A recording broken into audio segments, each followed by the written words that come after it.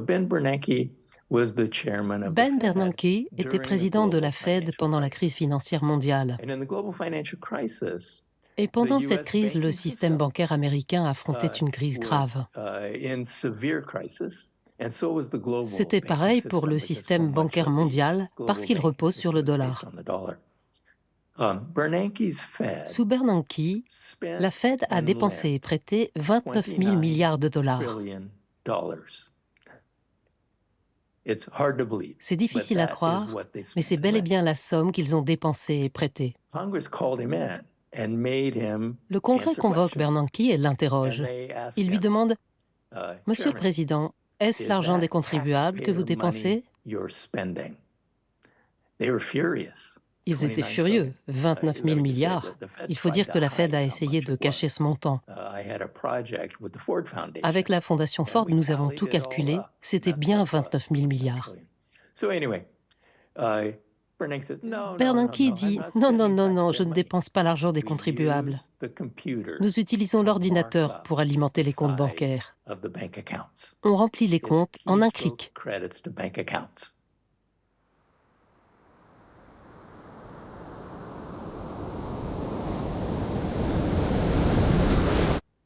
Les gens, quand vous leur parlez de création monétaire, ils pensent à la planche à billets. C'est ce qu'on dit tout le temps, la planche à billets.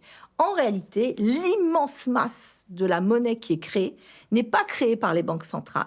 Alors, la création monétaire dans le système monétaire contemporain est le fait des banques commerciales. Comment ça se passe? En fait, quand une banque octroie un crédit à un client qui vient lui faire cette demande, eh bien, pour accorder ce crédit, la banque ne va pas chercher l'argent dans un coffre. En fait, la banque octroie ce crédit et, par un pur jeu d'écriture comptable, crée un dépôt sur le compte de l'emprunteur. Donc, dans le système monétaire contemporain, le processus de la création monétaire est le suivant. Le crédit fait le dépôt. Les crédits font les dépôts et non l'inverse. C'est comme ça que se crée la monnaie. En ce sens, la monnaie bancaire, c'est une monnaie dette. I'll give you an example. If you wanted to buy a car tomorrow, prenons un exemple. Vous voulez acheter une voiture qui coûte 30 000 euros, disons. Or whatever the price of a Renault is, whatever the price. What happens is vous allez à la banque pour demander un prêt de 30 000 euros.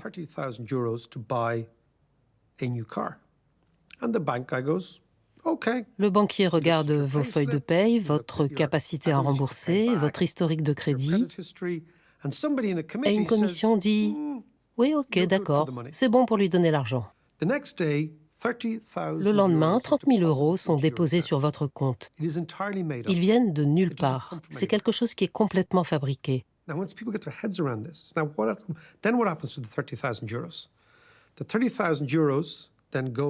Ensuite, qu'est-ce qui se passe? Les 30 000 euros sont versés au concessionnaire. Vous avez une nouvelle Renault et une dette envers la banque que vous devez rembourser. De son côté, le concessionnaire peut dépenser les 30 000 euros que vous lui avez versés et tout recommence. C'est ce qu'on appelle le multiplicateur monétaire. C'est ainsi que la monnaie est créée.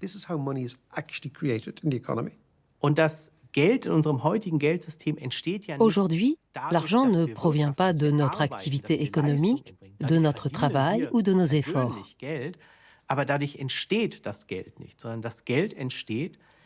Bien sûr, on gagne de l'argent en travaillant, mais l'argent en soi se crée autrement, par le crédit, par l'endettement des entreprises ou des particuliers auprès des banques privées. D'un point de vue matériel, l'argent sur les comptes bancaires n'est qu'une écriture comptable dans les livres de la banque.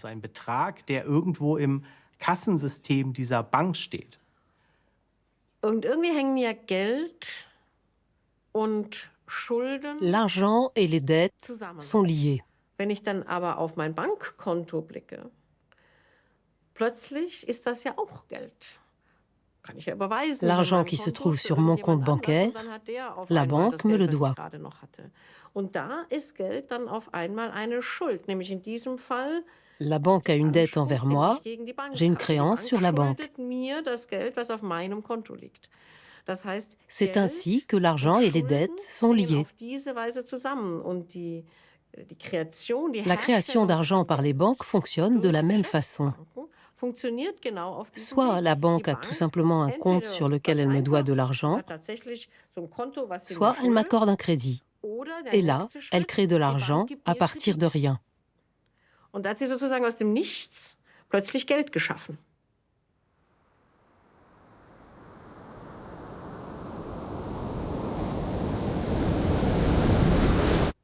Ce qui est au centre du capitalisme, c'est l'entrepreneur capitaliste. Et l'entrepreneur capitaliste, sa liberté d'action et la puissance de sa stratégie ne dépend pas seulement des ressources monétaires qu'il a, mais beaucoup des dettes, de la capacité à s'endetter pour investir.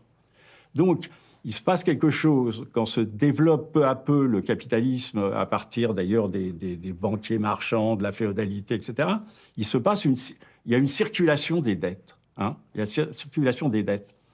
Et on comprend bien que dans la circulation des dettes, il y a un certain moment où si quelqu'un me doit quelque chose et j'ai une dette, donc je possède une créance sur A et que je veux acheter quelque chose, j'aimerais bien pouvoir utiliser cette créance en disant je vais acheter avec cette créance. Vous voyez, la question de la négociabilité de la dette. Car vous n'allez pas nécessairement vouloir, moi je connais A, j'ai sa créance, je connais A, je sais donc que j'ai confiance en lui. C'est pour ça que j'ai accepté de lui prêter.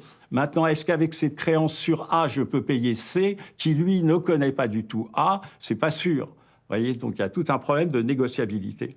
Et ce problème de négociabilité, au fond, a trouvé sa solution dans le système bancaire.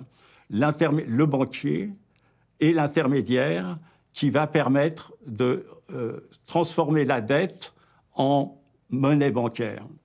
La monnaie bancaire est vraiment le levier du capitalisme industriel au départ, puis du capitalisme financier. Au fond, la monnaie bancaire, fondamentalement, est au service de l'accumulation. Elle permet de faire de l'argent avec de l'argent, c'est ça le principe clé du capitalisme. C'est une monnaie qui est tournée vers des réalisations rentables. Une banque prête de l'argent pour réaliser des projets rentables et attend de ses emprunteurs qu'ils soient solvables. Et il faut que l'emprunteur ait, par son investissement, par les réalisations que permettent le prêt d'argent, il faut qu'il soit en capacité, de payer le prix de l'avance d'argent, de payer l'intérêt et de le rembourser. C'est pour ça qu'en fait, la monnaie bancaire projette dans des réalisations rentables et projette dans l'accumulation. C'est un formidable levier pour le capitalisme industriel.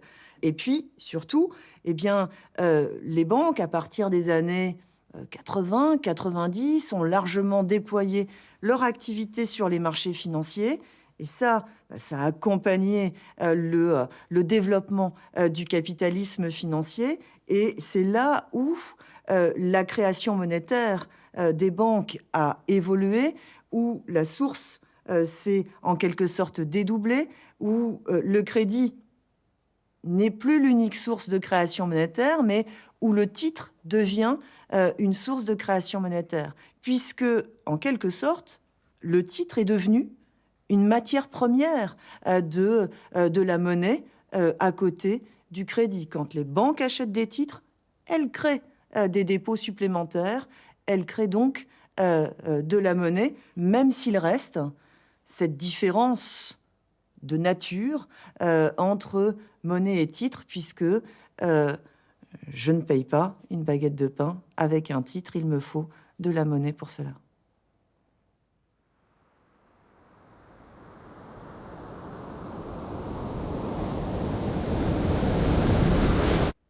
Aujourd'hui, les banques centrales sont perçues ou appréhendées comme étant les banques des banques. Historiquement, les banques centrales n'ont pas du tout été la banque des banques. Les premières banques centrales ont été créées début du XVIIe pour la Banque d'Amsterdam, fin du XVIIe pour la Banque d'Angleterre. Elles ont été créées essentiellement pour deux raisons: gérer les finances de l'État, aider l'État à se financer peu cher, alors souvent c'était lié à des guerres ou à des crises, etc., et unifier les systèmes de circulation monétaire. La Banque d'Amsterdam, typiquement, c'est pour ça qu'elle est créée. Donc ça, c'est les deux premières fonctions des premières banques centrales. Et puis, progressivement, les banques centrales, elles vont centraliser les réserves des banques commerciales. Et les banques centrales, d'ailleurs, certaines au départ étaient des banques commerciales en réalité. Elles sont devenues banques centrales. Ça, c'est ce que dit le célèbre économiste Goodhart, Charles Goodhart. La banque centrale, elle devient banque centrale quand elle cesse d'avoir un objectif de maximisation du profit. Et là, on tombe sur les deux autres fonctions des banques centrales qui n'étaient pas au départ les fonctions pour lesquelles elles ont été créées, mais qu'elles assument et qu'elles ont acquis au cours de l'histoire, qui est la fonction de préservation de la valeur de la monnaie. Donc la fonction de préservation de la valeur de la monnaie, ça peut prendre deux formes. La forme, éviter l'inflation, et la déflation, c'est-à-dire préserver la valeur de la monnaie dans le temps. Et puis, défendre un taux de change. Ça peut être également passer par la défense du change. Sous les talons or, on défendait un taux de change. Les banques centrales défendaient la convertibilité en or. Et puis, la dernière fonction, qui est vraiment une fonction essentielle, et on l'a vu avec la crise financière de 2007-2008, qui est une fonction qu'on semblait avoir oubliée avec l'indépendance des banques centrales, c'est la fonction de prêteur en dernier ressort. C'est-à-dire que la banque centrale émet la liquidité ultime, c'est-à-dire une liquidité qui n'a pas à être convertie dans autre chose. Et donc, au nom de ça, la banque centrale peut être prêteur en dernier ressort, c'est-à-dire prêter au marché, prêter à des intermédiaires, prêter même à des entreprises. Dans la loi qui a créé le système fédéral de réserve, il était prévu qu'en cas de crise, elle pouvait prêter directement à des entreprises pour pacifier le marché et stabiliser le marché. Donc, vous voyez, le prêteur en dernier ressort, c'est vraiment un acte qui transgresse la logique du marché, puisque la logique du marché veut que plus personne ne veut prêter. On ne se fait pas confiance, on ne veut pas prêter. Donc la banque centrale, elle prête quand plus personne ne veut prêter. Et donc elle transgresse la logique du marché au nom de la perpétuation du marché. Eh bien, s'il y a un choc quelque part, la réaction du corps social par rapport à un choc, c'est le désir de liquidité. On a peur, et donc on va demander de la monnaie. Vous voyez, ce point est important parce que c'est Keynes qui disait que le désir de détenir la monnaie est fonction de notre inquiétude sur les plans à venir. Et donc, la solution à cette difficulté de la monnaie crédit, de la monnaie capitaliste, c'est ce qu'on appelle le prêteur de dernier ressort, c'est-à-dire une banque centrale qui serait capable d'émettre la monnaie ultime dès lors qu'il y a des difficultés. Et donc, qui permet de faire attendre... Alors, c'est ça l'idée, quoi. Alors, il faut la mettre en pratique. On voit bien qu'on ne veut pas quand même prêter à des banques qui seraient complètement insolvables et qui seraient en faillite pour des bonnes raisons. Mais celles qui sont en faillite à cause du risque systémique, on se dit on va les aider. Et puis, on peut se dire... Ce que ne sont pas dit les dirigeants américains à propos de Lehman Brothers, c'est que si jamais cette banque fait faillite, peut-être qu'elle n'était pas très bonne, mais alors ça va entraîner tout le système. Donc il vaut mieux la préserver. Donc cette interrelation entre les différentes monnaies bancaires conduit à ce rôle du banquier central qui est d'être ce qu'on appelle le prêteur de dernier ressort, celui qui va fournir la liquidité. Et après, quand les banques iront mieux, ils le rembourseront.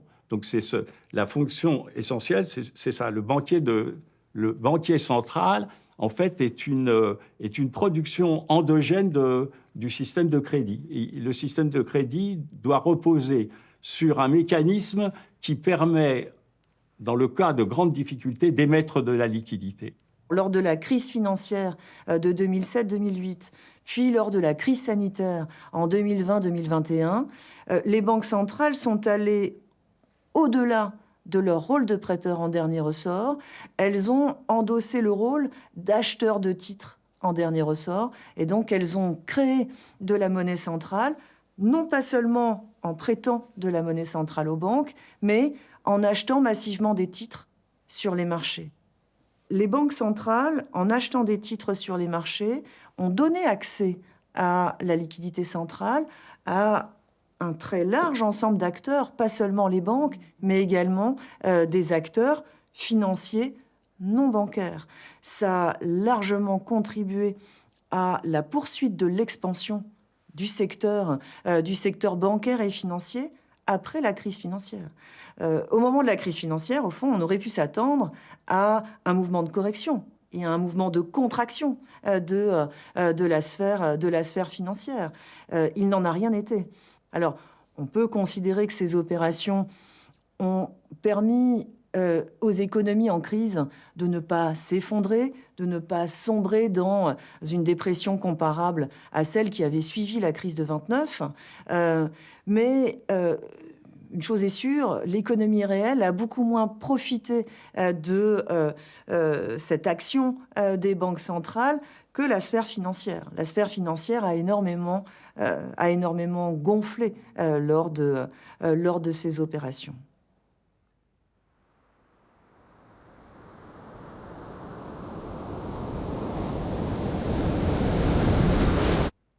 Imaginer une monnaie libre de dette, c'est imaginer une monnaie qui permet de transformer le capitalisme, sinon au moins d'installer dans le capitalisme un îlot de création monétaire non marchandisé, désencastré du marché du crédit, désencastré des marchés financiers. Donc c'est un îlot non capitaliste, un îlot monétaire non capitaliste au sein du système capitaliste. Eh bien, l'idée de monnaie sans dette, c'est l'idée que les banques centrales émettraient de la monnaie qui ne serait pas adossée à une dette et qui aurait des usages spécifiques.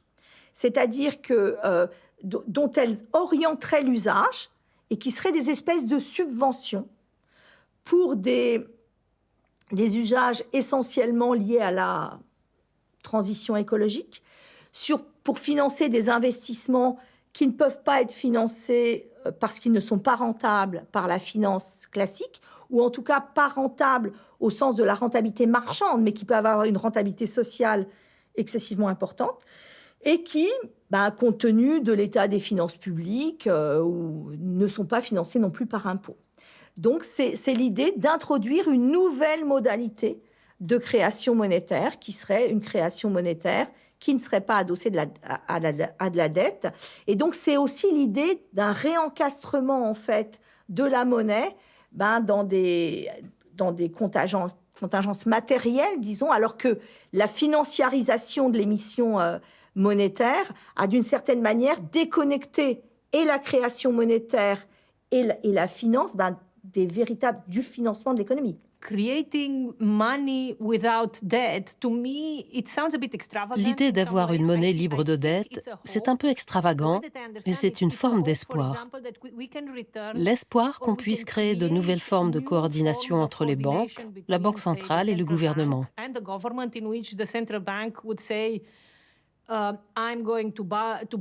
Par exemple, la Banque centrale achèterait les actions d'une entreprise finançant la transition écologique.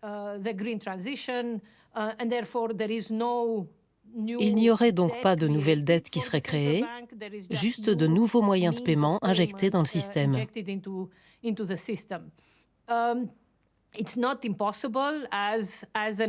En tant qu'idée, ce n'est pas impossible. C'est une tentative de minimiser le rôle de la dette dans l'économie capitaliste.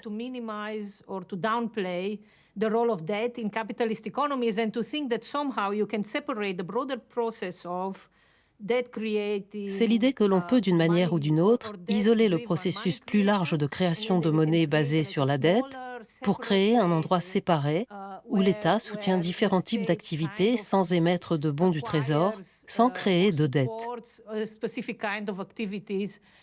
Without either issuing government bonds or without creating some form of debt. Of course, one monetarist economist would Bien say, sûr, un économiste monétariste vous dirait que si vous injectez plus d'argent public qui ne soit pas adossé sur de vraies ressources, tout ce que vous faites, c'est créer de l'inflation. On pourrait objecter que depuis 2008, les banques centrales ont créé des milliers de milliards de dollars ou d'euros sans générer d'inflation. Il n'y a donc pas forcément de lien automatique entre la création de monnaie et l'inflation. Plus généralement, je pense qu'on ne peut pas échapper au fait que dans les sociétés capitalistes, la monnaie est créée par la dette. Et c'est là-dessus qu'il faut concentrer nos énergies si nous voulons réformer le système.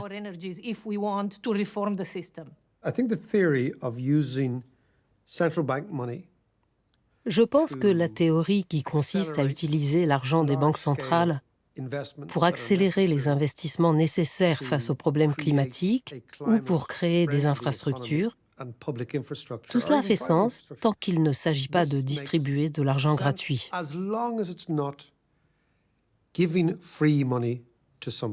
Quand on défend une proposition de monnaie libre de dette, très souvent, on nous oppose cette expression « Oh, mais vous croyez en la monnaie magique, vous êtes de dangereux illusionnistes ». En réalité, il faut bien comprendre en fait les mécanismes de la création monétaire. Lorsque la monnaie est créée par des banques commerciales, c'est un pur jeu d'écriture comptable. C'est un côté assez magique. Lorsque la Banque centrale crée de la monnaie centrale en prêtant aux banques ou en achetant des titres, là aussi, pur jeu d'écriture comptable, ça a un côté magique. Donc la création monétaire, de toute façon, ça a un côté magique.